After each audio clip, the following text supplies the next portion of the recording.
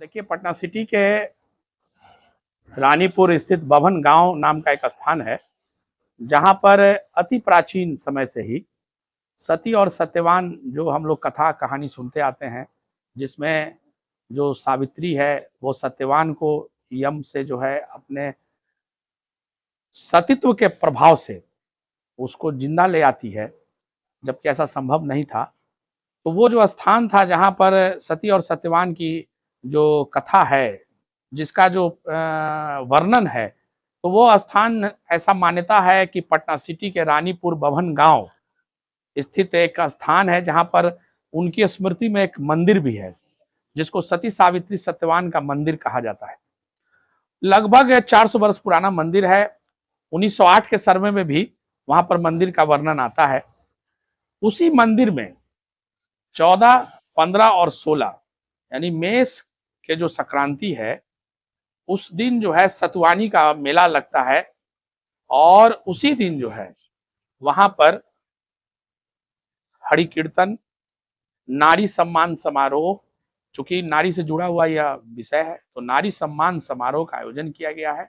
और पंजर भोकवा का मेला, जो कि एक समझ लीजिए कि विश्व प्रसिद्ध मेला है, बहुत साल से वो चला रहा है, जिसमें लोग अपने इसमें बर्छा वगैरह भोंक करके और वहां पर उसका प्रदर्शन करते हैं। हम लोगों ने राजकीय मेला घोषित करने की मांग भी कर रखी है।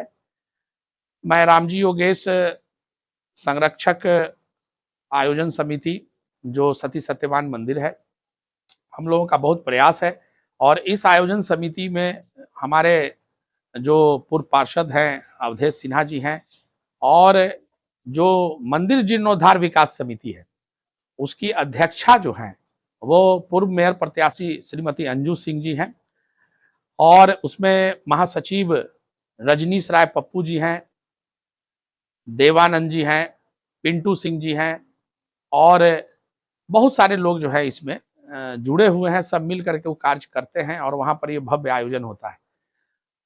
तो मैं आपके चैनल के माध्यम से ये बताना चाहता हूं कि तमाम जो हमारी पटना सिटी की जनता है, बिहार की जनता है, वो लोग इस मेले में और इसकी जो प्राचीनता है उसको देखने जरूर आए। 14, 15, 16 को इसका आयोजन है, और उस मंदिर से वाकिफ हों। यह जो मंदिर है वो धार्मिक न्यास परिषद के द्वारा निबंधित है, और इसका जो निबंधन है वो 2016 में हो चुका है, और निबंधित ये संस्था है। बहुत लोगों के द्वारा भ्रामक प्रचार किया जाता है कि मंदिर का निबंधन जो है कि नहीं है, लेकिन मैं आपके माध्यम से बताना चाहता हूं कि यह जो मंदिर है सती सावित्री सत्यवान मंदिर, वो धार्मिक न्यास परिषद जो है उससे निबंधित है, और इस संबंध में एसडीओ पटना सिटी से लेकर के तमाम जो वरीय पदाधिकारी हैं उनको भी उस कमेटी का जो है प्रारूप के बारे में अवगत कराया गया है। दरअसल एक शोभा यात्रा निकालने की बात थी, तो शोभा यात्रा जो है इस बार हम लोग नहीं निकाल रहे हैं, क्योंकि हमारे जो इस शोभा यात्रा की प्रभारी हैं श्रीमती अंजू सिंह जी, तो उनके एक नज़दीक के कुछ लोगों की मृत्यु हो गई एक्सीडेंट में, जिससे वो पूरी तरह मर्माहत है। हम लोग भी मर्माहत हैं, तो हम लोगों ने शोभा यात्रा को चौक से कंगन घाट से निकलना था, उसको स्थगित कर दिए हैं।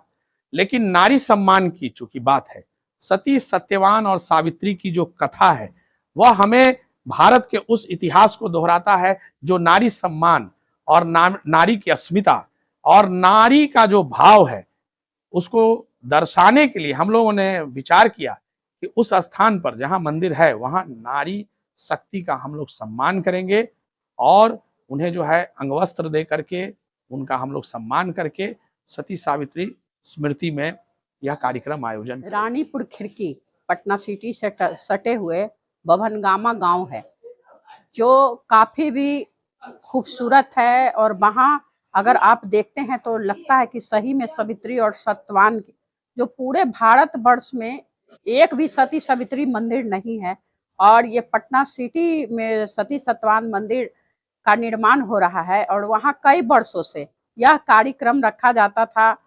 तो इस बार जो है हम लोगों ने ये सोचा कि क्यों ना कलश यात्रा भी महिलाओं की निकाली जाए, लेकिन हमारे मोहल्ला वासी को अकस्मित घटना हो गई और मैं मर्माहत हूँ, उससे दुखी हूँ। तो यह सोचकर मैंने उसको स्थगित कर दिया है कलश यात्रा को।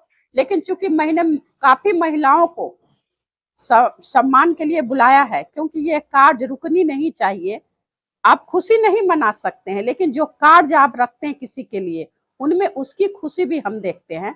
तो इसलिए नारी शक्ति सम्मान समारोह पटना सिटी के जो भवन गामा है, और चूंकि नारी की अस्मिता की रक्षा हमारी सावित्री ने की थी, और सत्यवान को यम राज से खींचकर पृथ्वी पर लाने वाली वो पहला महिला थी। तो कहते हैं कि नारी कमजोर हो सकती है, लेकिन वो अपने दृढ़ संकल्प जब ठानती है तो निश्चित तौर से वो अपने कार्यों को क्षमता से बांधती है। तो इसी तरह मैंने भी यह सोचा है कि कलश यात्रा जो स्थगित होगी, और पुनः एक बार नारी शक्ति को सम्मान उनको हम लोग 21 महिलाओं का करने जा रहे हैं। तो हमारी जो दिव्यांगना महिलाएं हैं उनको मैं सम्मानित करूंगी। जय हिंद, जय भारत।